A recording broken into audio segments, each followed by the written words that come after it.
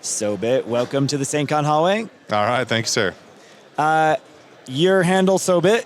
What's the origin story of that? Were you given it, assigned it, claimed it yourself, other? Yeah, a little bit of all of the above. So almost 20 years ago, I was new to Utah. I'd come from the Midwest, and we did a lot of happy hour get-togethers just to talk about the IT community and what was going on. And so I kicked off a little group, around 2007, and it was the Society of Beer and IT. That was the group name, and we would just get up and have happy hour downtown Salt Lake once every couple of weeks or whatever. And the website was sobit.org, and that eventually morphed into DC 801. And so I just took the moniker, had the website, and Sobit I am. So everybody was Sobits. Everybody was Sobit at one point. There was a lot of Sobits. There was a lot of Sobits. And they all got kind of whittled out, turned into proper hackers. Yep. That was one it. Sobit left. That's right. I love it.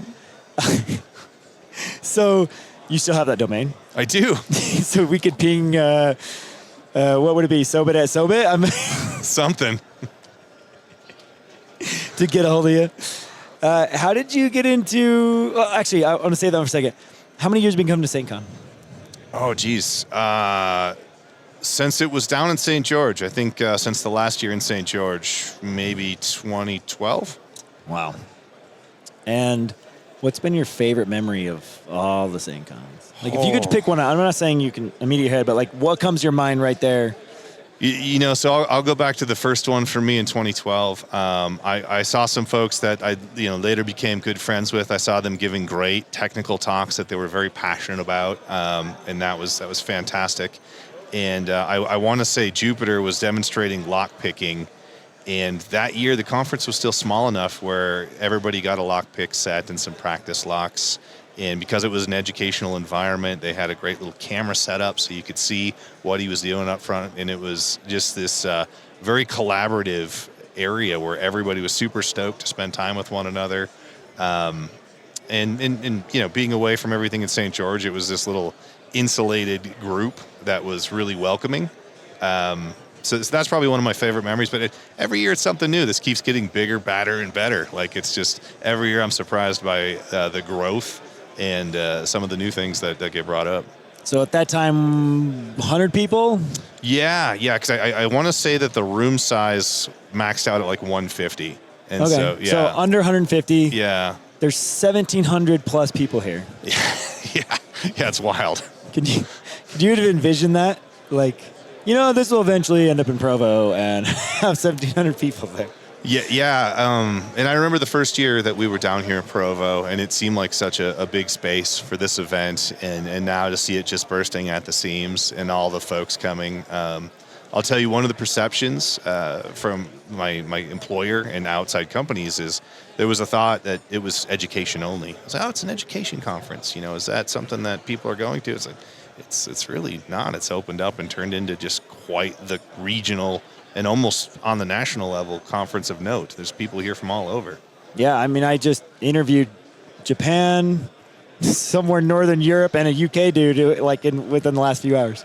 Yeah, I believe it. And I walked by somebody in the hallway earlier, and he was playing with the badge, and he's on the phone with somebody, and I overheard him. He's like, "This is the best conference badge I've ever seen, hands down." And I don't necessarily disagree. I mean, the level of the badge is really, really impressive. But people are into the SAINTCON. It's been amazing watching the growth. Yeah, the badge, and there's lines for a vending machine to get shirts to add to it. The mini badge explosion's been so crazy. It's insane. Yeah, wild. What is Sobit's origin story to InfoSec? How did you get into information security? Yeah. So I started doing IT work in the early 90s and was really passionate about networking for a long time. Was the sysadmin de facto firewall guy. And towards the beginning of the millennium, just InfoSec became more and more relevant to my day job, and they needed somebody to specialize in that. So had a lot of opportunities to train, met a lot of great folks. A lot of people in the local 801 hacker community were really welcoming to me, helped me make a lot of connections and network when I was at later stages of my career. So, yeah, just 25 years in, and just a desire to learn. Yeah, and that's kind of flipped a little bit. You had your perspective there, but I show up to DC 801 and you're running classes, and I'm sitting in your classes like trying to just absorb all of these things. It's just such a cool environment when you get to hang out with people. You've got things in common. You're passionate about stuff, and everybody just wants to talk about the thing that they're into. It doesn't really feel like it's educational at that point. You're just hanging out with your friends, and they got cool stuff they want to tell you, and vice versa. So it works out really well. It's a great group. The community things you've done, obviously, is Sobit Society. That's probably doubled that with the acronym. It can be like a PIN number, an ATM machine. That's fine. It can be the Sobit Society. It's all good. Anyway, the Sobit Society, and then the DC 801 community.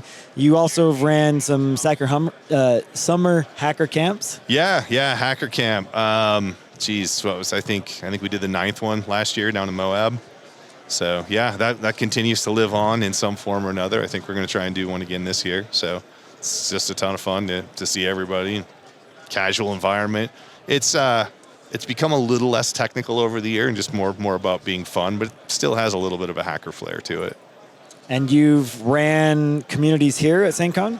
Yeah. The Packet Capture Village, the Red versus Blue event we did for several years. That was born here. That was a conversation Troy and I had many years ago that turned into Red versus Blue, and we brought that here for several years. So yeah, we've done a few things here. Right. If somebody wanted to approach you and talk with you, but maybe they don't feel like they don't have an in to discuss things with you because maybe you're unapproachable. You ran Sobit, right? Like, and you are Sobit. You are Sobit at Sobit. And what's something like a hobby or something that maybe you have common ground that they can discuss with you?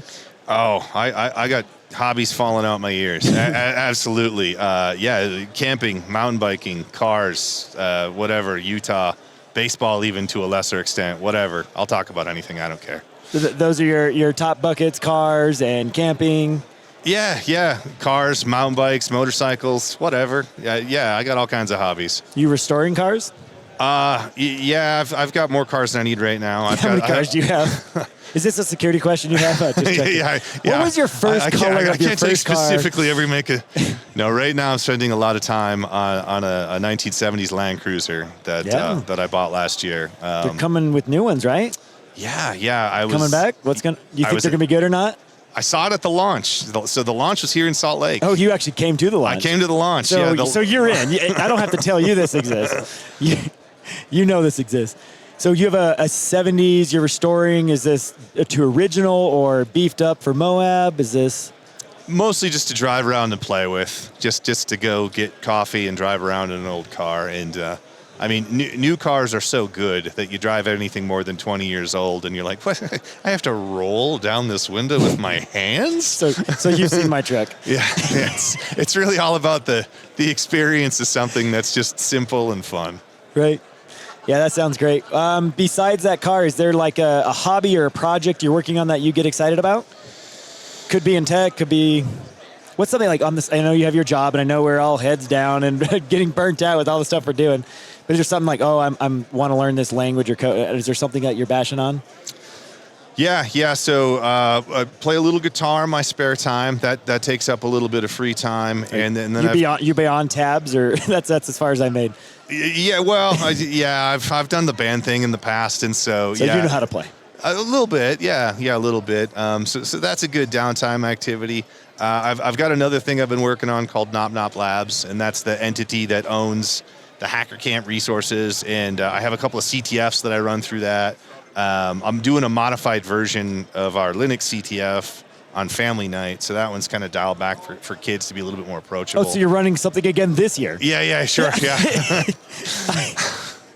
Awesome. So what was Nom Labs? No, Nop. Think assembly okay, code. Got it. Yeah. Sorry, I thought it was like eating. Nop, like a whole lot of nothing. Right, Nop. But so working on that. There's the Linux CTF and the Packet CTF that's part of that, and then just kind of an archive for all the Hacker Camp challenges that get built out, and trying to do some virtual events here and there with that. Awesome. Well, it's always a pleasure to chat with you. I thank you for taking some time to come and chat with me in the SAINTCON Hallway. from 2012 to present and all the stuff you've done in the community. And it's children and grandchildren of knowledge and transfer that's happened over the years. Appreciate it. Hey, thanks, Pope, man. That was a pleasure.